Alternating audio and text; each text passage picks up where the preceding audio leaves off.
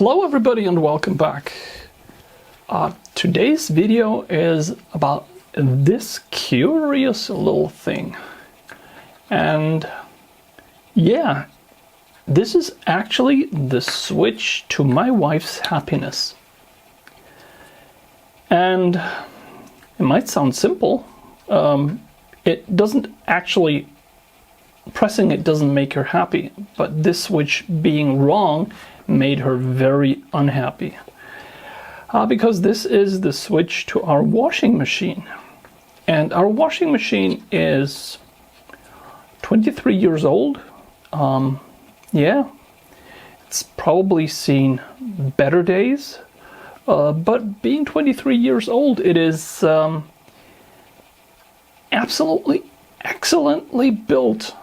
And it just won't quit. Everything inside the machine is stainless steel, cast aluminium. The shock absorbers are huge compared to new washing machines. The motor is a fully electric controlled Bosch motor. The same motor is in my garage door opener, and it's pulling the garage door, and that thing is just thrown around the washing. And yeah, the machine is absolutely perfect, but this switch, this stupid little switch quit working. And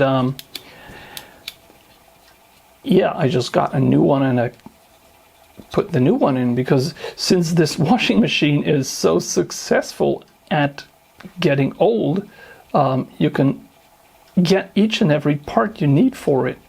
It's all still there. They're actually making spare parts for it. So yeah, let's have a look at it. Curious little thing. This one here only has 4 contacts, and those are 2 switches that are switched from 1 to 3 and from 2 to 4. And as you can see, it has provisions for a whole set of other switch positions as well, and it's quite curious. This was made to be a lot more than what they put into that washing machine, and well, it failed because this little wire or metal piece is just not taking the right route through this little maze here that makes it work. And it works sometimes, but then again, sometimes it doesn't work. And when it's failed and it is in this non-working state, the contacts actually don't close anymore. So I suppose there's a lot of wearing on the contacts, and probably a lot of the material in there has burned off.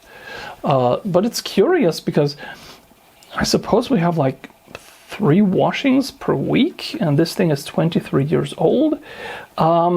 This switch would have seen 3,000 to 4,000 uses, and I don't know what switches are supposed to be like, how often you're supposed to be able to press them, and they're still supposed to work. But 3,000 to 4,000 doesn't sound that large of a number to me. So yeah, let's have a look inside. I think you just have to get this wire out of there, and it's got these clamp things holding it in, so I suppose we can just lift it out one way or the other, and it should just fall apart. So that is the wiry thingy. You can barely not see it, and this thing should now come apart.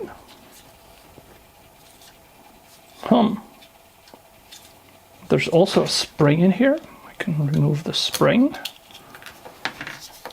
Does it come apart now? No. Let's just do a little bit of bending and pulling. Yeah, here we go. So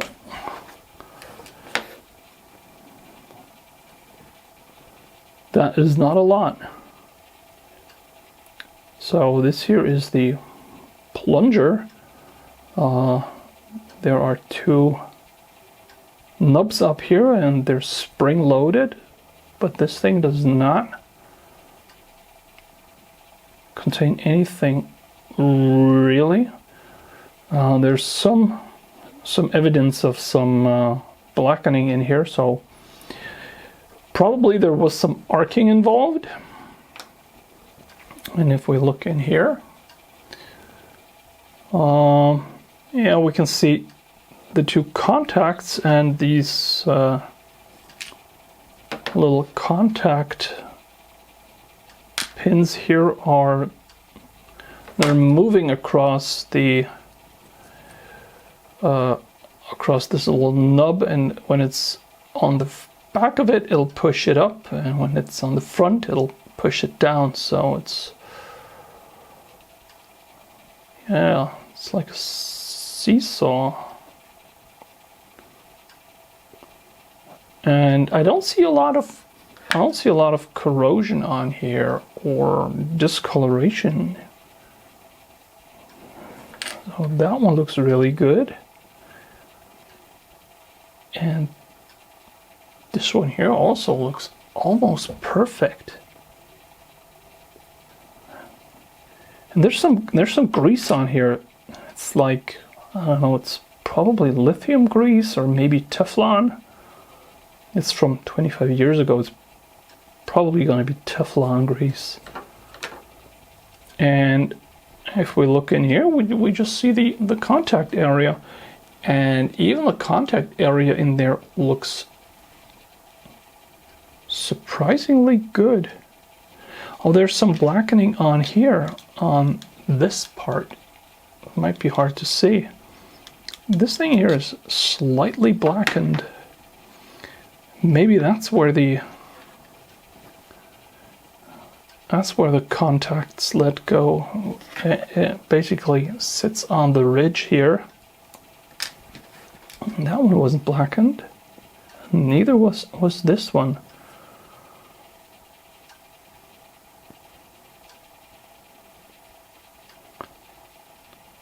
So this looks like it's some sort of copper steel with, it could even be silver on there. It's very good quality. So that this thing has seen so many uses. Well, I don't think there are that many, but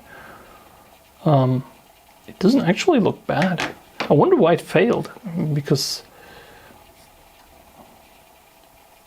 this doesn't look bent or anything. Maybe it's just that the holes that it was sitting in were wearing out. This hole in here looks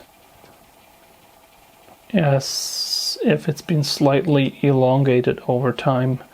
Well, maybe it's been elongated and there was just not enough pressure to press the contacts together all the way, and then it could start, first it would start arcing, then it would probably form some sort of oxides, and that would make it get progressively worse. But this doesn't look bad. There's nothing molten in there. No real signs of heat. It's seemingly it just failed and made the wife really unhappy. And I hope that now that I have a new switch, which is not exactly the same, it looks slightly different, I hope that that switch works for another 20 years. And maybe then we can get a new washing machine. I'll probably get one before that, but yeah, I really like the one we have because it is so simple. It would be easy to fix if it would break. Fixing the switch was super easy. It was just sliding it out. So yeah, the switch to my wife's happiness, or the switch that made her unhappy.